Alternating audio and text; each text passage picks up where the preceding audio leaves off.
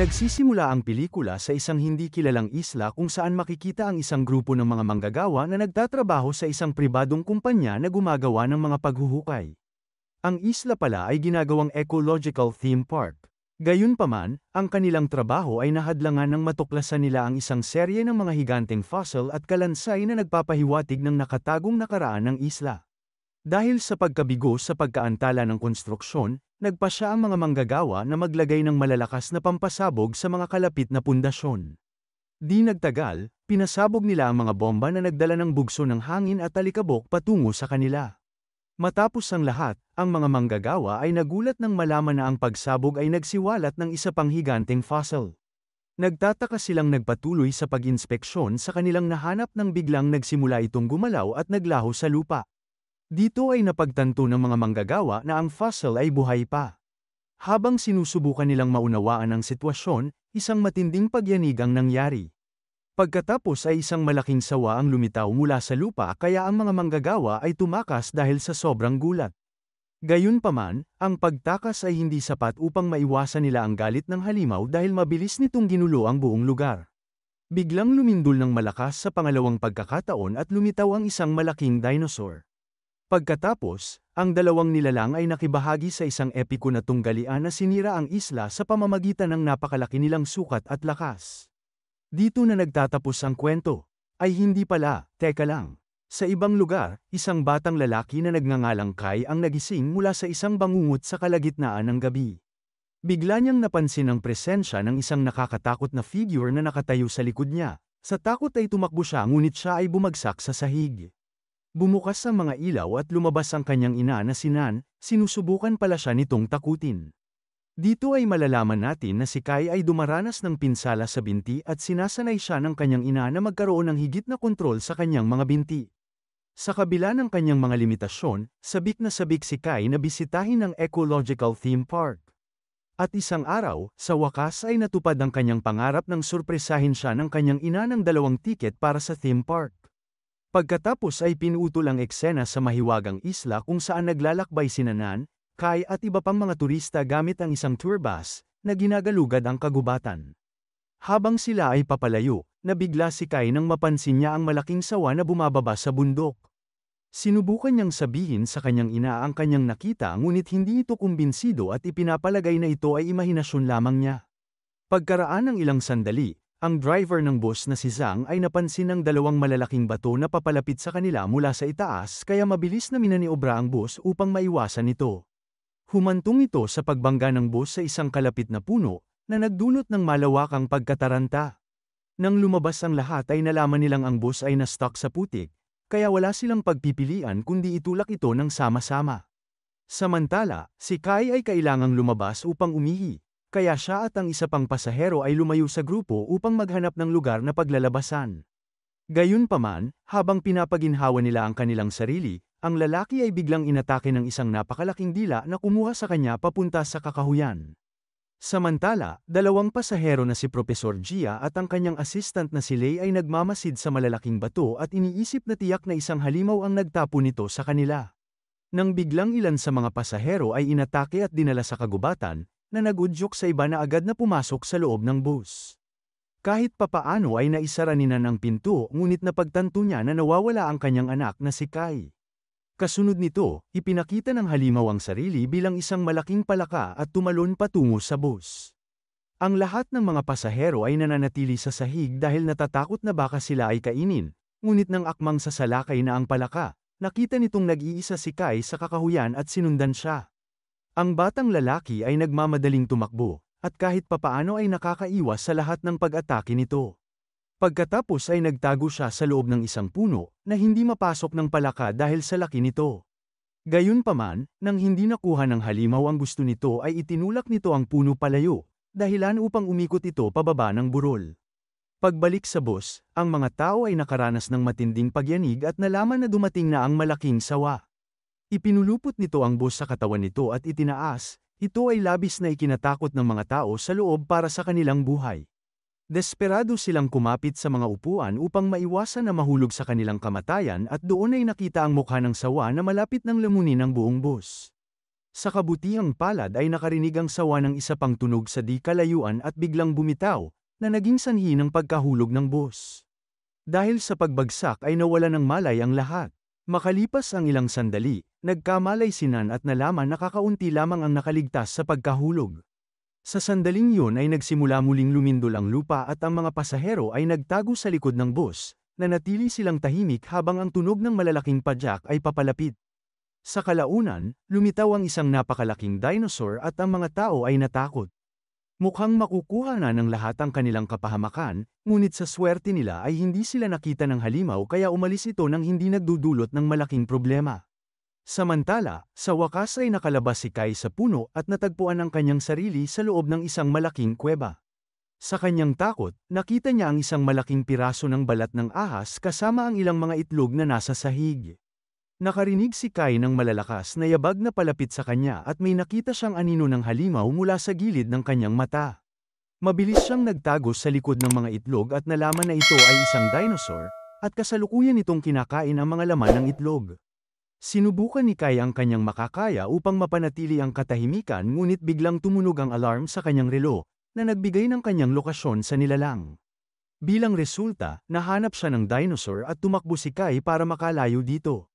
Sa huli ay nagtago siya sa loob ng sirang itlog habang patuloy siyang hinahanap ng halimaw. Biglang lumitaw ang malaking sawa sa loob ng kuweba at kinain ng buo ang halimaw. Pagkatapos ay nakita nito ang bata ngunit nakakagulat dahil hindi ito gumawa ng anumang aksyon. Ang mga itlog pala ay sawa at napagkamalan niyang si Kai ang isa sa mga anak nito. Ito ay dahil nagbago ang kanyang amoy matapos magtago sa loob ng isa sa mga itlog. Habang ang sawa ay nagdadalamhati sa pagkamatay ng kanyang hindi pa isinisilang na mga anak, si Kai ay nakatakas at lumabas sa kuweba. Samantala, desperado na ang mga natitirang turista at nais nang makaalis sa isla sa lalong madaling panahon. Isang negosyante at direktor ng theme park na si Chen ang nagsabi sa iba na ang isang tore ay matatagpuan sa tuktok ng bundok na maaari nilang magamit upang magpadala ng senyales para sa tulong. Gayunpaman, desperado si Nan na mahanap ang kanyang anak kaya humingi siya ng tulong sa iba ngunit walang gustong tumulong sa kanya.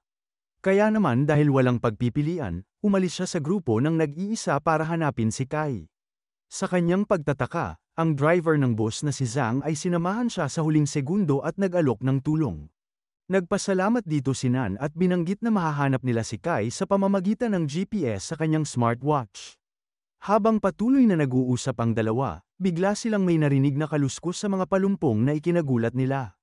Dahil sa takot ay naghanda sila para sa paparating na panganib, para lamang malaman na ito pala ang propesor na si Gia at ang kanyang assistant na si Lei.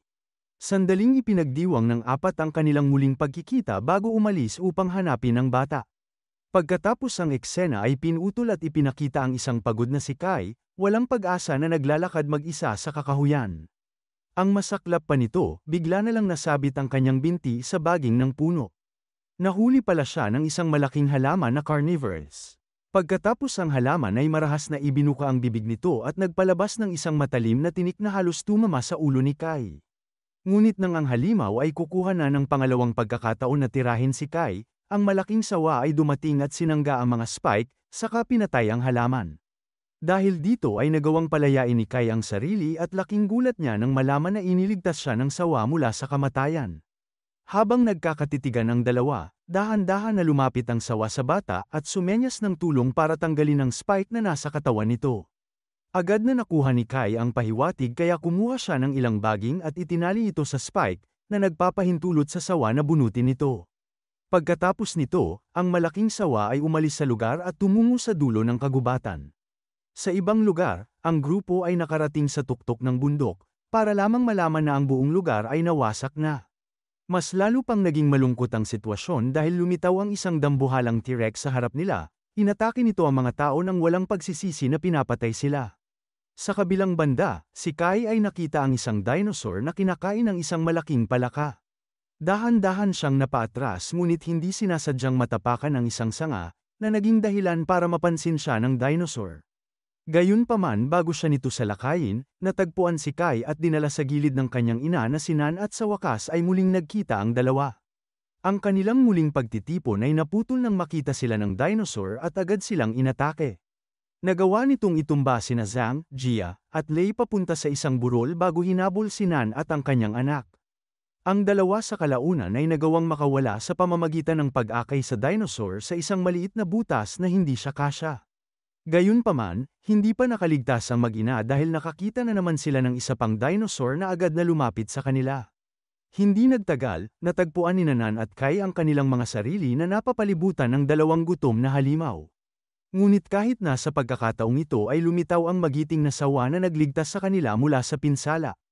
Pagkatapos ay tumakas sila sa lugar habang ipinagtatanggol sila ng sawa mula sa anumang pag-atake, ngunit sa kasamaang palad ay mas maraming dinosaur ang lumabas at sabay-sabay na umatake dito. Sa susunod na eksena ay nakita ni Nan at Kai ang ibang turista at dahan-dahan na tumungo sa bundok. Narating nilang 5 ang rurok at tulad ng iba ay napahamak din sila matapos makitang isang wasak na kaparangan na ang lugar.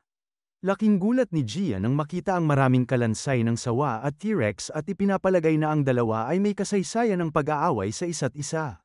Samantala, habang nililibot ni Kai ang lugar, bigla siyang na-hostage ni Chen na napag-alamang siya lang ang nakaligtas sa kanyang grupo.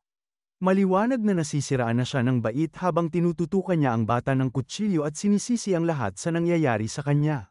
Nakiusap si Nan sa kanya na palayain ang kanyang anak ngunit sila ay nag-ambala ng isang nakakatakot na tunog. Muling nagpakita ang malaking T-Rex at ginamit ni Nan ang pagkakataon para iligtas si Kai. Pagkatapos ay tumakas sila sa eksena habang si Chen ay dinurog gamit ang mga paa ng T-Rex. Kasunod nito, ang grupo ay nakahanap ng sasakyan at si Zhang ay nagmaneho palayo sa kaguluhan. Ang dinosaur ay naghagis ng maraming bato patungo sa kanila ngunit nagawang iwasan ni Zhang ang lahat ng ito. Di nagtagal, ang dinosaur ay tumalon patungo sa kanilang sasakyan na naging sanhi ng pagbangga nila sa isang kalapit na bato dahilan para mawalan sila ng malay.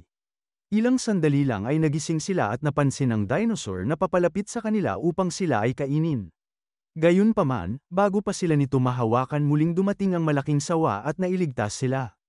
Ang isang nakamamatay na labanan ay naganap at sa bawat pagdaan ng segundo, ang T-Rex ay nagsisimulang makakuha ng tamang tiyempo. Nang makitang natatalo na ang sawa, mabilis na gumawa ng plano ang mga tao at nagpasya na gamitin ang mga pampasabog para tulungan ito. Inipon ni Nan ang dinamita at inilagay ito sa loob ng kotse. Pagkatapos ay nagpaalam siya sa kanyang anak bago umalis patungo sa dalawang nilalang. Magiting na nagmaneho si Nan papunta sa mga binti ng T-Rex at tumalon palabas ng umaandar na sasakyan, ngunit sa kanyang kamalasan ay hindi gumana ang pampasabog. Dahil naudlot ang kanilang plano, sigurado ang grupo na sila ay mamamatay na. Ngunit sa sandaling iyon, napansin ni Lei na ang gasolina ay tumutulo mula sa kotse, kaya kumuha siya ng apoy at tumakbo na nagbabalak na pasabugin ang dinamita. Sa kasamaang palad bago pa siya makalapit, isang lumilipad na bato ang nagpatumba sa kanya. Sa puntong ito, halos magawa na ng T-Rex na tapusin ang sawa, kaya nagpa siya ang bata na kumilos at iligtas ang kanyang kaibigan. Sa gulat ng lahat ay tumakbo siya patungo sa mga halimaw sa kabila ng kanyang sugatang binti. Pagkatapos, gamit ang mahusay na layunin, inihagis niya ang apoy sa sasakyan na naging sanhi ng pagsabog ng dinamita. Ang pagsabog ay tumulong sa sawa at sa wakas ay nagawa nitong patayin ang dinosaur habang si Kai ay lumipad paatras. Si Nan at ang iba pa ay nagmadali papunta sa kanya at desperado na tinawag ang kanyang pangalan ngunit hindi siya namumulat. Buti na lang at may isa pang alasang higanteng sawa, lumapit ito kay Kai at marahas na sumigaw, dahilan para magising siya sa pagmamadali. Ang eksena ay pagkatapos ay pinutol sa isang panahon sa hinaharap kung saan ang lahat ay nakauwi na at sa wakas ay gumaling na ang pinsala sa binti ni Kai. Sa ibang lugar, ginalugad ni na Professor Gia at Lei ang isla sa pangalawang pagkakataon at nakahanap ng mas mapanganib na halimaw na nakatago pa rin sa ilalim ng lupa. Dito na nagtatapos ang kwento, sana ay nagustuhan mo ito. Kung hindi ka pa nakasubscribe ay mag-subscribe ka na upang matulungan mo ang channel na ito. Mag-comment ka na rin tungkol sa kwento. Salamat!